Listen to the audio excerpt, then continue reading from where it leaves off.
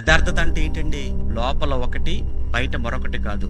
లోపల ఏదుందో బయట అదే. చాలా మంది బయటికి చాలా బాగా కనబడతారు, కానీ లోపల చాలా అసూయ, చాలా ద్వేషము, చాలా కపటం. లోపల కపటముతో, ద్వేషముతో, అసూయతో నిండుకొని బయట మాట్లాడే మాటలా, చేసే పనులా ఇది యథార్థతని ఎలా అయ్యా చెప్తాము? అందుకేనయ్యా నీకు రోగాలక, నీ కుటుంబ సమస్యలక, లేదా ఈ సమాజంలో నువ్వు ఏది సంపాదించుకోలేకపోతున్నావు అని అంటే కారణం ఏంటంటే నీకు యథార్థత లేకపోవడం. అయితే మరలా ప్రశ్న, యథార్థత అంటే ఏంటండి? అవును, ఒకే విధంగా ఉండాలి, అన్ని ఉన్నప్పుడు ఒకలాగానే ఉండాలి, ఇవి లేకపోయినా అలానే ఉండాలి. యథార్థత అనేది మనం పోగొట్టుకోకూడదు. యోబు గురించి మనం చదువుకుంటామండి. యోబు ఇతడు యథార్థవంతుడు, న్యాయవంతుడు అంటాడు. యోబు యథార్థవంతుడై ఏం చేశాడండి అని అంటే, అతడు యథార్థవంతుడై, అతడు న్యాయవంతుడై చెడుతనమును విసర్జించిన వాడు అని అతని కోసం రాయబడింది.